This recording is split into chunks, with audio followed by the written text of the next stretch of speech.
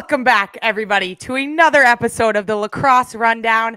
I'm Charlotte North, here with ESPN's Jay Alter, and things are heating up, Jay, in college lacrosse across the board, but at the top of the leaderboard nationally, there's a lot of shakeup happening. So we are here to talk about it, chat with you guys, hear your thoughts, answer some of your questions.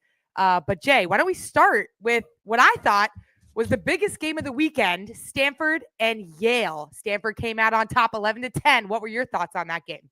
Yeah, Tuesday nights, you know where we'll be here. The Lacrosse Rundown rolls on. Charlotte, great to be back with you. So you want to start talking Stanford-Yale. I'm cool with that because when you look at this top five, who would have thought Stanford would be there? You look at the four teams in front of them. Okay, North Carolina, Boston College, Northwestern, Maryland. Those are the perennial powers. If there were going to be four dynasties over the last 2 decades in this sport, it's those four programs.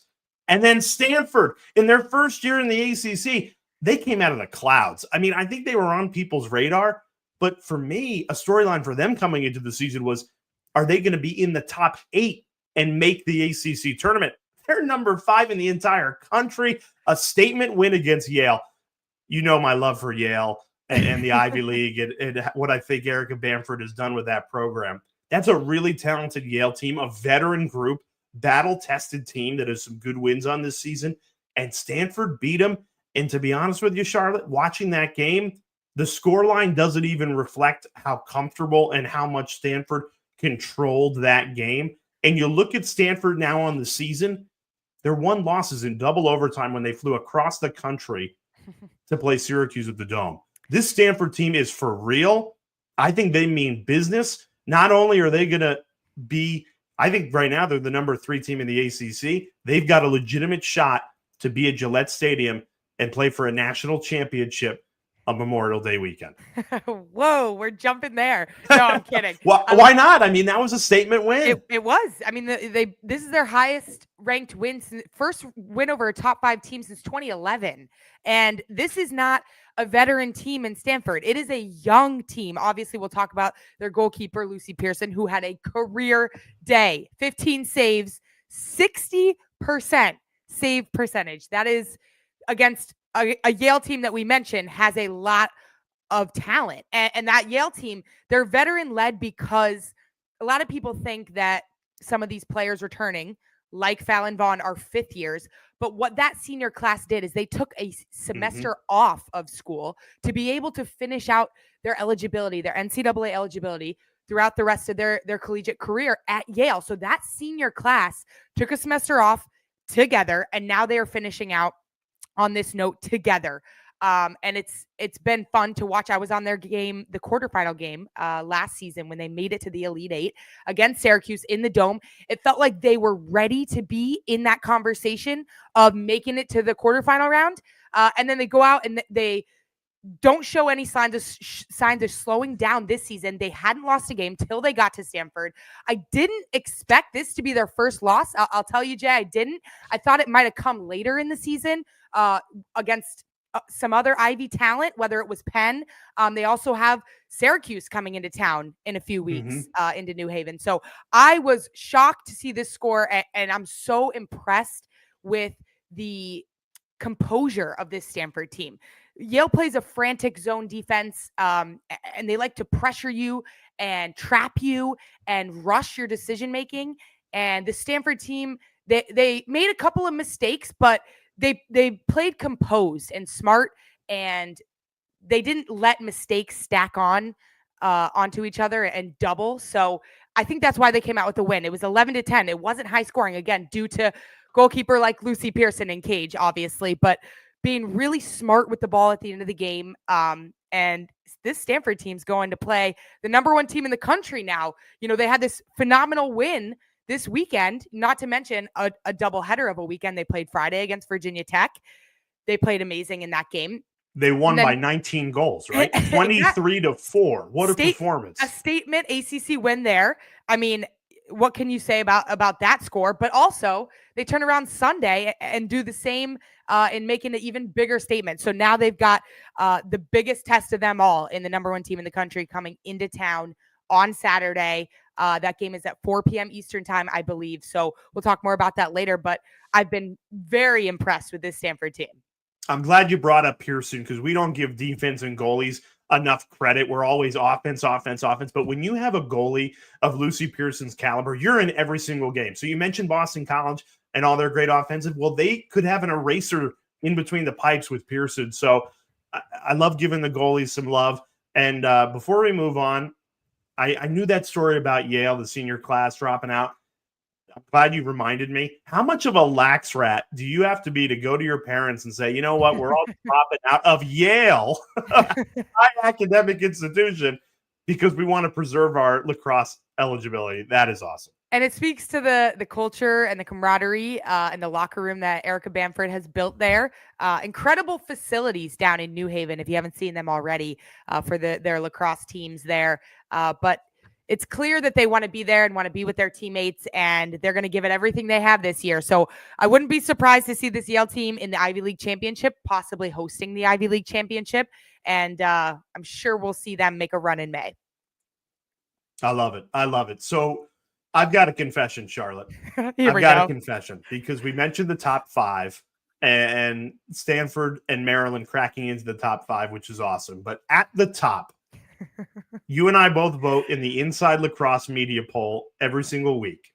And Boston College had received every single first place vote since preseason until this poll on Monday, where one of the 18 voters decided to put North Carolina number 1. There it is. See that little 1 in parentheses? Who could that one be? It was me. I put North Carolina number 1. Acacia Walker, don't kill me. Charlotte, get the Eagles off my back. This has nothing to do with Boston College. This has everything to do with North Carolina. They are blowtorching their opponents, Charlotte. They are not just winning games. They are winning by double digits against high caliber competition. I watched their game against Clemson. I actually thought Clemson played pretty well. There was nothing they could do to stop North Carolina. I think this is the best women's lacrosse team that I have seen since that 2022 season when you and North Carolina were on that collision course for the national championship. What a statement. No disrespect to Northwestern, who won it in 23, and BC, who won it last year, and Northwestern was super talented last year.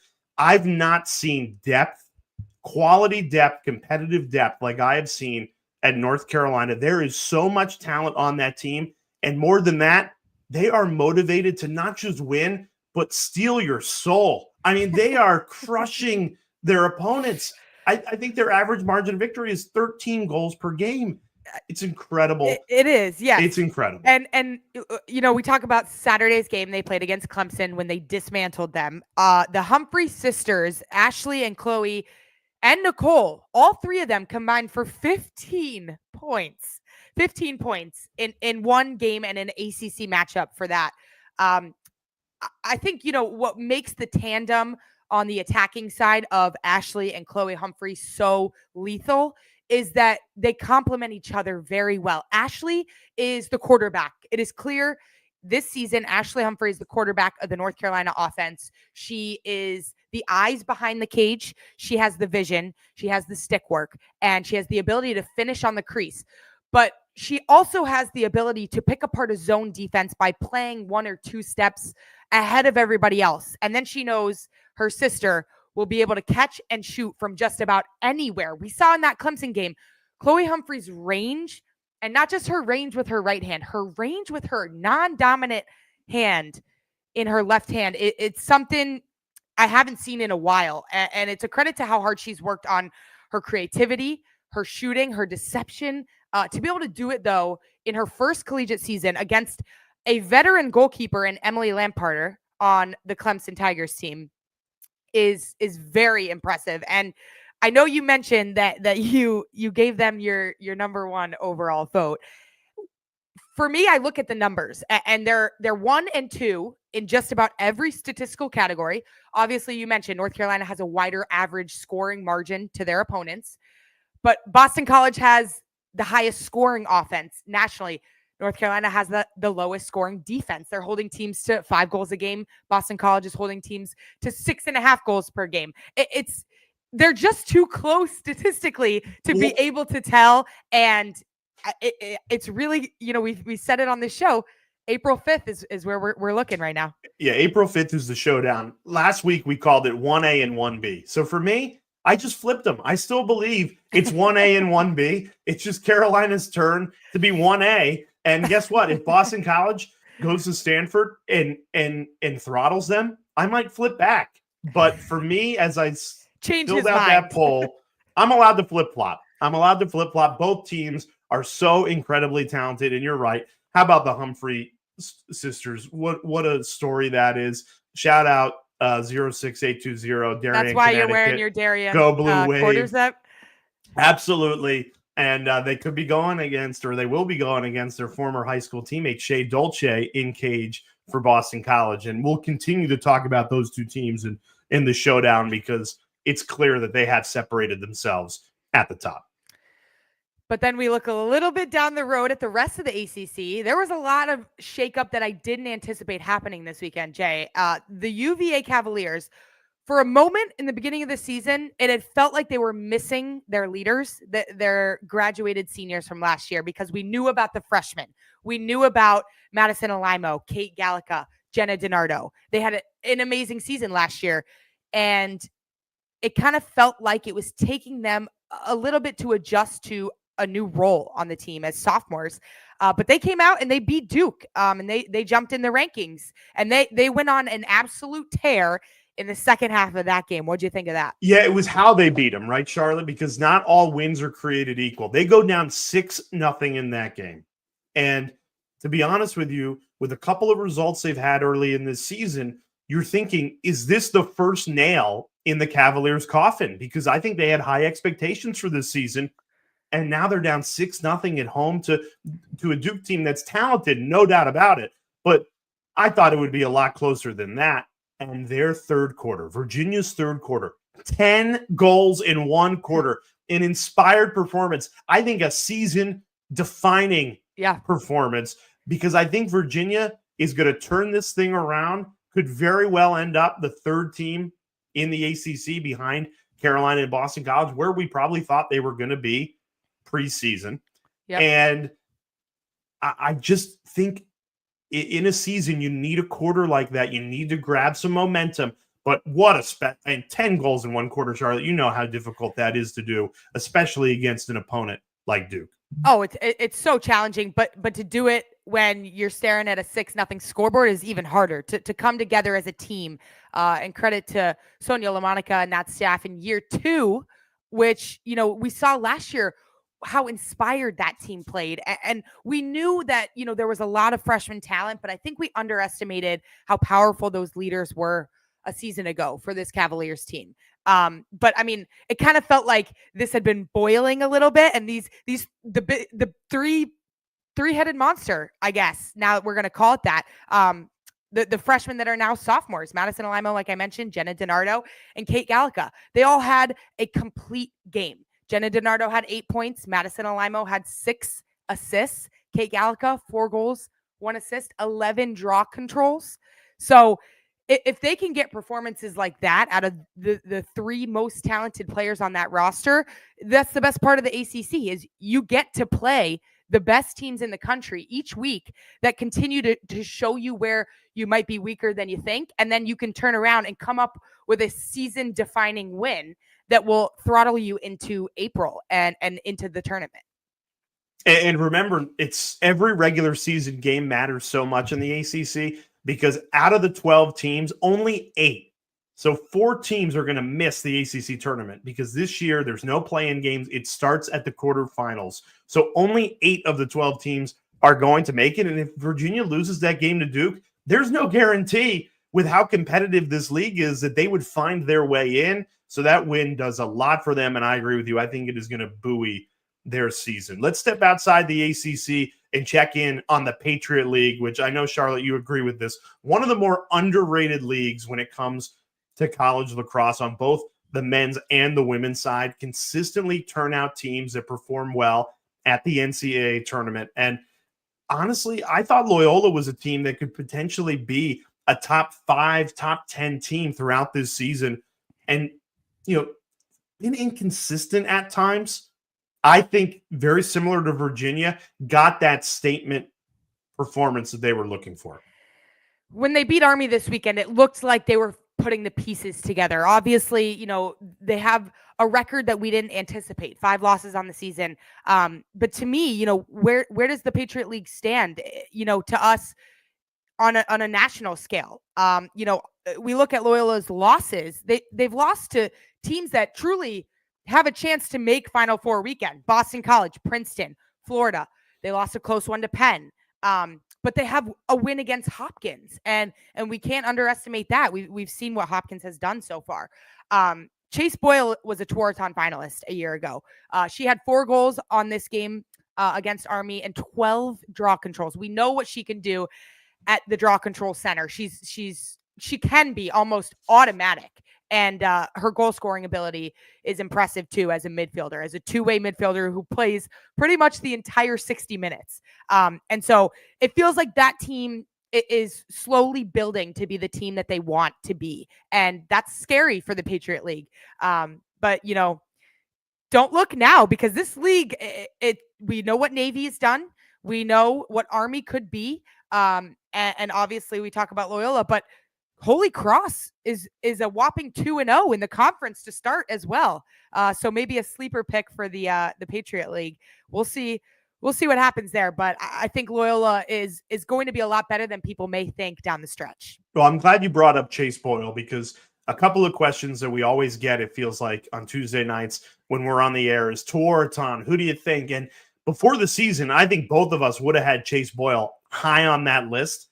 I think it's time to put her back up there because of what she does at the draw. And that's why Loyola is going to be a team that you do not want to see in the Patriot League tournament and the NCAA tournament if they make it, because Chase Boyle is a game wrecker, is a player that if she plays like she did against Army this past weekend, she is one of the best talents in the country. Absolutely. No doubt about it. One of the best two-way midfielders in the game. And they have a big one tomorrow. We're going to get to that later in the show. But a lot happened in the landscape of men's lacrosse, Jay. And what was your biggest takeaway from this weekend? For me, it continues to be Ohio State. I think a team that we touched on a little bit last week, but we need to give some more love to, because to me, it shows that a team can improve over the course of the season. They start the year, opening game, disappointing performance where they lose against Utah. They have roared unexpected. And to be honest, like, we're too reactionary. It's the first game out of the gate. You're allowed to have one bad game. It's how you respond to it. And their performance against Virginia was so dominant. Their win against Notre Dame opened a lot of people's eyes. So, I vote on the men's side too. I'm watching them this week. I'm like, whoa, this is a potential championship weekend type team. And I think not enough people are talking about them. The problem is the Big Ten is so good again. I know. And the Ivy League is so good again. I know. And we know the ACC's loaded. Like, we're getting into this situation where there's going to be some amazing teams left out. Yeah. And Ohio State is the team that has put the resume wins on the board. So I think they're going to get in. And will it keep a Hopkins out or a Syracuse out? Could you imagine that? It could, because they were the ones that got it done in non-conference. As we're getting into conference play, Charlotte, I think the Big Ten and the Ivy League on the men's side are going to steal some bids, and there's going to be some ACC teams left out. For those of you who don't know, the men's NCAA tournament field is much smaller than the women's field. There are less Division I teams on the men's side, and we've seen a lot of heartbreak on the bubble, especially on the men's side of the tournament, and some big blue blood programs who have a decent resume have been left out. So that's a good story.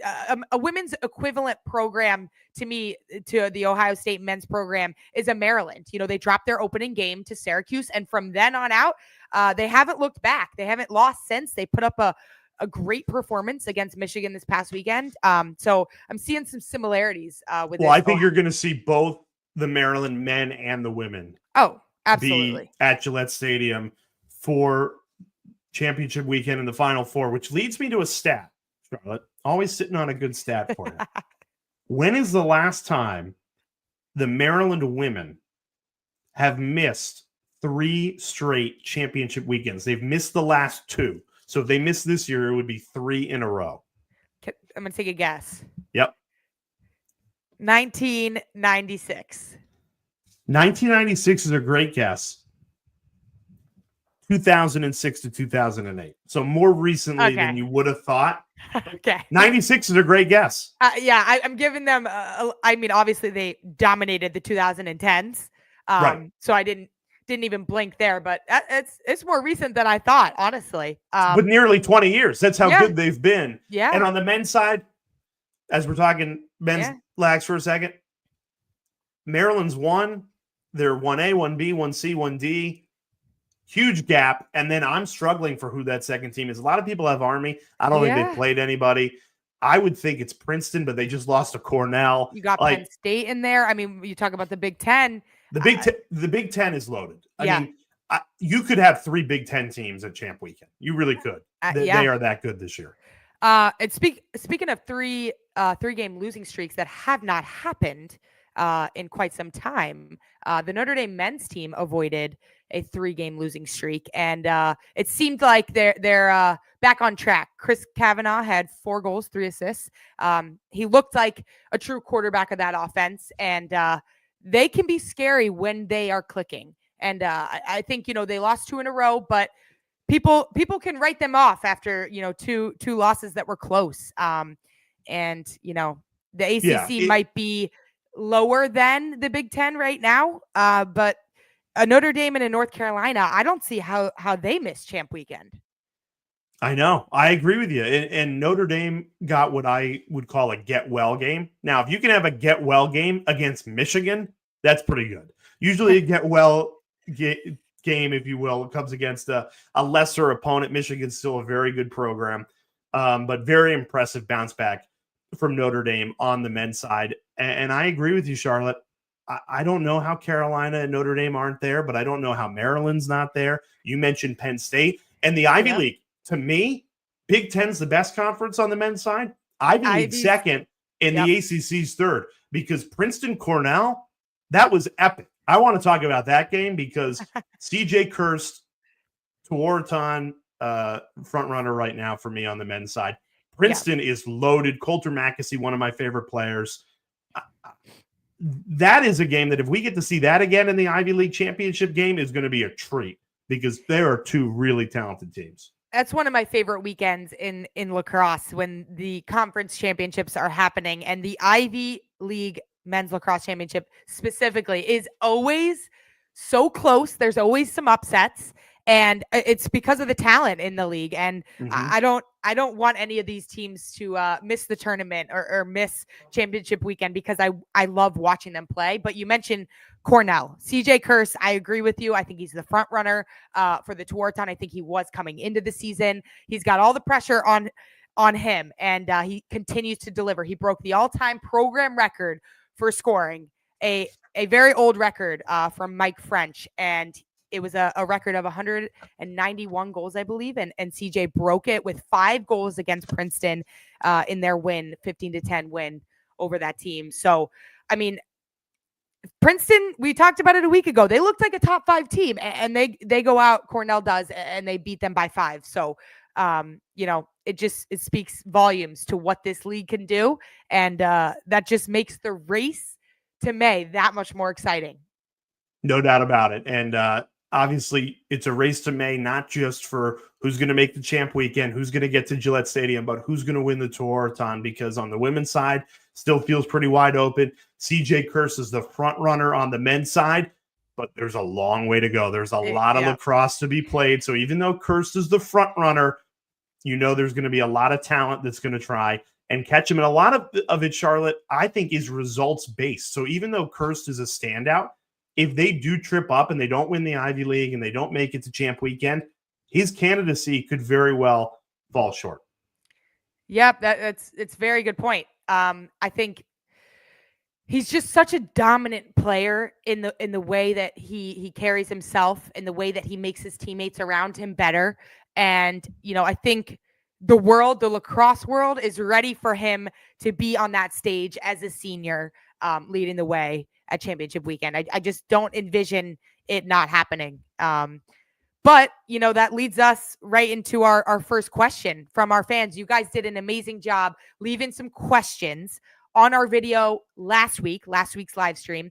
Again, if you guys want your question to be featured and answered on this show, make sure once this video ends to go on to my YouTube channel and put a comment down in the comment section with your question. Obviously, the ones that are put on the YouTube live stream will be prioritized. We get questions sent in from all over, and we absolutely love it, because as much as we love talking lacrosse, we love hearing what you guys are thinking and what you guys want to know. What And we love how engaged everybody has been, Yeah. whether it's during the live show, but great questions throughout the week. Yeah. And just thank you so much for being a part of the Lacrosse Rundown community. And we just can't thank you enough, because we just started this thing down at the WLL, and feels like we've grown it every single week. And your engagement is really the best part of Talking LAX every Tuesday. So this is my favorite segment of the show. I agree. Let it rip. So what do we got, Shar? Let's go. Number one, Madeline asked, what are your predictions for the Final Four? Jay, take it away. Oh, my. Well, first of all, I've been filling out my basketball brackets this week. I don't know if other people have, so I'm thinking Final Four. You're thinking bracket buster. Give me Duke and Houston. No, I'm kidding. Final Four, May Madness, women's side. I've got Boston College, North Carolina, Northwestern, LAX. Easy. I think that's a majority. A majority right now would say those three. Yeah. I'm going Johns Hopkins, and maybe it's recency bias because I did do their game at the Dome where I thought they were awesome. But good teams find ways to win very close games, and I don't know, 5 one-goal wins. I just think there's something to that. I find it hard to argue with Ashley Mackin leading the way, who I think could also be a Tewaaraton finalist, but we'll get there. I'm going to go for my fourth team because I got Boston College, I got North Carolina, and I got Northwestern. It's a toss-up right now between Virginia and Princeton to me. I know those might be some hot takes. Obviously, Princeton's only loss came to Virginia. And then, they went on a little bit of a tear. Virginia, though, like we mentioned, they look like they're building, and they look I don't like think you're crazy with that, by the way. I don't think you're crazy. I think people might say you are because they've had some early season losses, but I think you're seeing the trajectory. Yeah. I mean, it's not about how you play in March, but it is about your conference wins from here on out. And obviously, Virginia is going to be tested from now through the end of April, and it's going to tell us a lot about who they are. But then Princeton, to me, has so much talent that has yet to be talked about on a national stage. And I think that they could play Yale really closely. They could play Penn really closely. And it could be in that fourth spot championship weekend, whoever wins the Ivy. But I also think it could be Virginia. So it's hard to go with a lock there. But those are where my two picks are for that fourth spot. Okay. Kyle Heckler in the chat live says, I'm biased. What do you think about Drexel? Okay. How about Drexel? They've won 5 in a row. I just ranked them for the first time this past week. I did too. Anything can happen. Drexel could pull a JMU from a few years ago, now a handful of years ago. That's what I love about this sport. Drexel, I believe, will be in the NCAA tournament. If you're in it, you can win it. Shout out Drexel. Statistically, they've had one of the best goalkeepers, Jenica Cuoco, in the nation. And they have an unbelievable coaching staff. Shout out Katie O'Donnell. I've gotten to play with her in the professional game and with the national team. And she is somebody I would run through a brick wall for. So you see the Drexel team continuing to loom in the 15 to 25 range of the rankings. Won 5 in a row. But tough to do. Yeah, keep your eyes on Drexel for sure. Next question, though, Jay. Dylan W1D says, what are your predictions on the Clemson versus Florida game on March 20th? Will it be an upset? And what players on each team will stand out the most? Well, I'll tell you this. Clemson desperately needs a win. If they beat Florida, they are right back on track. Forget this little bump in the road because that would be a statement win. That said, give me the Gators. Florida's really good. You look at Florida, and you know what one of their more impressive performances is? The loss to North Carolina. How could you be impressed by a loss? But North Carolina's beaten every other team they've played by double digits. They only lost to UNC by 5. So I like Florida. I think it's going to be a great game, though. In terms of players, Charlotte, like, Yeah. you know it better than me. Like, matchup wise, break it down. I mean, Florida's fast, strong, and aggressive, but so is Clemson. We've seen that's the style Clemson has been playing throughout this season. I got my eyes on Kayla McLeod offensively. I think she has so much talent, and she's a player that I would like to see take 7 to 12 shots a game because of what she can do on the elbow with the ball in her stick. I think it's an offense that is budding. You know, we saw a lot of freshmen impact the offensive end a year ago, and they're continuing to do so in their sophomore campaign for Clemson. But I know they have a bad taste in their mouth with these couple of losses. And in the ACC, this is going to be one of their final out-of-conference games before they turn to just the ACC rest of the schedule. So I'm taking Clemson in this game. I think they come out with a hot start and they maintain the lead and take this win. But Kayla McLeod, player that I want you guys to keep your eye on. Next Let's question. Keep it rolling. Yeah. What do we Burgess Family 2009. Burgess Family 2009. Question for the week. What was your favorite matchup when you were in college? Love this question. Oh, you got to go first. I mean, you were playing. I was just watching them. Well, I'm gonna shout out your alma mater, Jay, Syracuse, and also North Carolina. Playing at Boston College, you're again in the best conference in women's lacrosse, the ACC, and you see these teams sometimes once, sometimes twice, sometimes 3 times based on the regular season, the ACC tournament, and then the NCAA tournament, depending on your seeding and whatnot. So those were teams that we often battled, whether it was in an ACC championship game, and we went, punch for punch, and, we won a few, lost a few, but they always demanded your best. And that's what I love about this conference is that if you want to be the top dog in women's lacrosse, you've got to bring everything you have to the table in these matchups. And we talk about these matchups on this show, the matchups we get so excited to see, those top 10 matchups that just so happen to be sitting right in the ACC. And so, Jay and I are lucky we get to go down and call the ACC tournament, which is a week full of games like that, we're spoiled. So I also am going to go Syracuse, Boston College, 2021. They played 4 times in 1 year. You were part of those battles. And then on the men's side, I just called it, so recency bias, Syracuse Hopkins. Special every single time. They've been playing for more than 100 years, and it doesn't get old. Those 2 teams, just instant classic after instant classic. So we're lucky. Yeah, on the men's side, I might go Duke, Virginia. I love that rivalry on the men's side. Duke, Notre Dame as well. I love, obviously, I'm a little biased to the ACC play, but I love the deep rivalries in the game of college lacrosse. There's nothing better.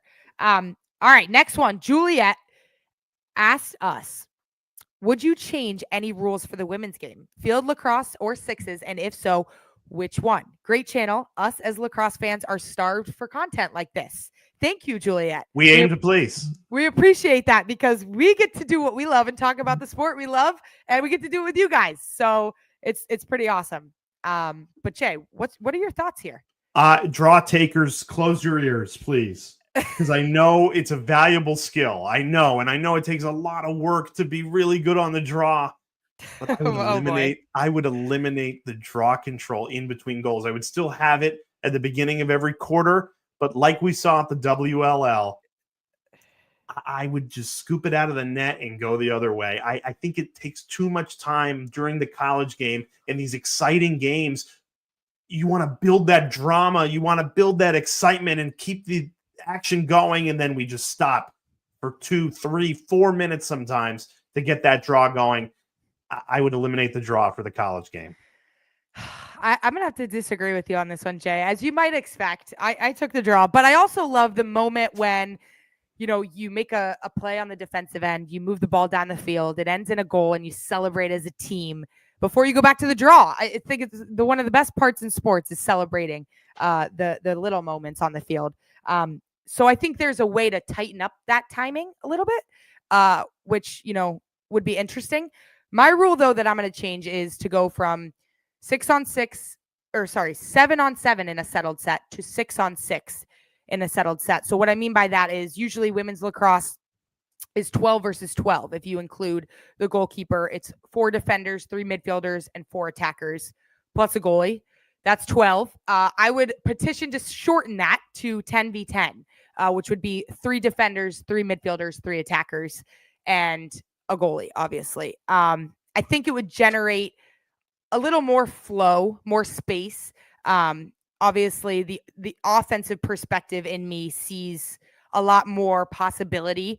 I think it also will force teams to lean into playing less of zone defenses, which would be interesting to see.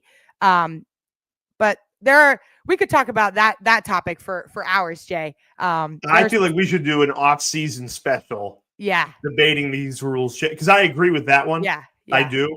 I would do them both. And then I think the game at the college level totally explodes. Off-season checklist, NIL episode, yes, and rule changes episode. Keep us honest in the comments. Yeah, don't you guys looking ahead. What do you want us to do a deep dive on in the off-season once we're done talking college lacrosse? Okay, final question, Charlotte. What do we got? All right, final one. Michaela Wilson asks, what are your thoughts on USF South Florida? First year program. So I love any program that wants to grow the game, #grow the game. Florida State's going to be next year. So Florida is taking off. I went down to USF's facilities to see them last season while they were getting the program booted up. The facilities are phenomenal. They took a page right out of Clemson's playbook. If you're going to do it right. Awesome facilities. Sophia Chepnick, former ACC Rookie of the Year at Clemson. She is a stud. She had 6 goals in the win against Temple over the weekend. I ranked USF 25. Hell of a first year for the Bulls down in Tampa. Go USF. I would love for the fans to see your thought process throughout the Sunday night poll submission. Just an insight into that meme where it's the guy with the crazy board and the lines going. I think it's from Always Sunny in Philadelphia. That's me on Sunday nights trying to rank the top 25 teams. Or the SpongeBob meme where everything's on fire in his brain. All the files are on fire. Mostly that. I think the investment in USF, the investment you mentioned, Florida State. I cannot wait to see them participate in the college lacrosse landscape. But this is a USF team that's sitting at 7-2. They lost to Florida by 7, but it was early. It was their first big test. And then the 1-goal game to Towson. Besides that, they've had a pretty dominant season. They're in the AAC, which is a conference that we often talk about Florida and we often talk about James Madison. And we almost assume it's always going to be those two in the AAC championship to get the automatic qualifier for the NCAA tournament. So I think they could crack into that and make some noise. People forget about Sophia Chepnick, a name that lacrosse fans haven't heard for a year because they were not a Division I team a year ago. They were training as a team, but they didn't start competition until this season. But she was dominant at Clemson. I remember the performance she had at the ACC tournament against North Carolina when we were calling that quarterfinal game. She didn't play like a freshman, and she's a dominant style player. So they've got talent. I could imagine it won't be hard to recruit to a school like that, similar to FSU. It's always sunny down there and beautiful facilities, a lot of investment in those programs. But great question, Michaela. Love talking about the new programs, and I love the question about Drexel too. Look, UNC and Boston College and Northwestern, they get a lot of eyeballs, they get a lot of attention, but we will talk about any program, any team you guys want to talk about. So keep commenting, firing your questions. If you want to ask a question in next week's show, comment on this one once it goes live. And shout out Gianna, 9 years old, watching right now.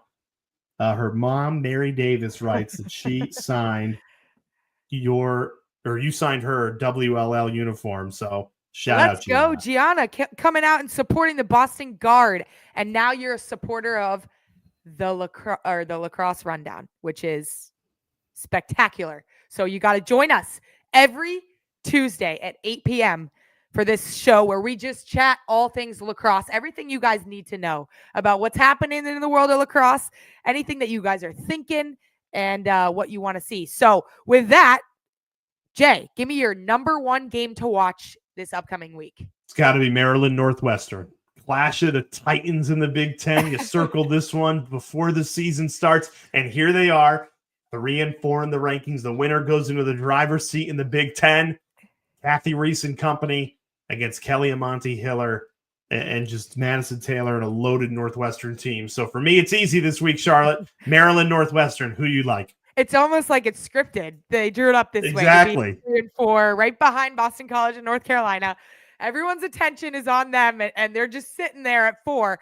Maryland, to me, I mentioned they lost to Syracuse in their season opener. Since then, they have not looked back, and they look dangerous. They look dangerous. I expect this game to be close. It's in Evanston, and I'm excited. That's got to be the number one game to watch. I'm also looking, though, tomorrow. I told you we were going to mention it. Syracuse at Loyola. A midweek Wednesday matchup. It's always a good matchup between those two programs. We got to call that game a year ago. It was in the Dome, and you know Jen Adams and staff at Loyola always has her team ready to play against Syracuse before they go all in on Patriot League play. So that's tomorrow night at 5 p.m. And Syracuse will be looking to take home another road win this season. So that's a good one as well. And a big result that happened today that I would be remiss if I didn't get on the air. Stony Brook, 9-goal win at Denver. Tough place to play, midweek on the road. 9-goal win for Stony Brook. The Seawolves are back. They are. They beat a Denver team that beat Michigan. I feel like our heads are spinning with who's beating who, but that is a big bounce back win for Stony Brook. And again, maybe they're a team that slowly builds and continues to play better as the season goes on.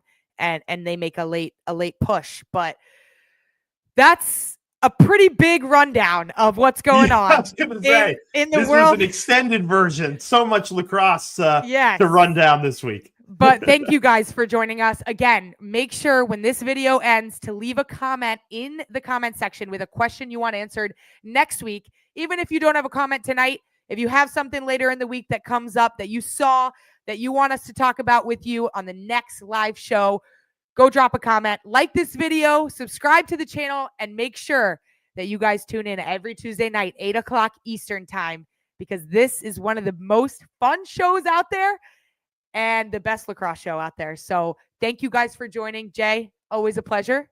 Till so much week. Fun, Charlotte. We'll be texting each other until next Tuesday night. So love it. Can't wait to see what your polls look like on Sunday night. All right. See you guys next week. Rip it all up.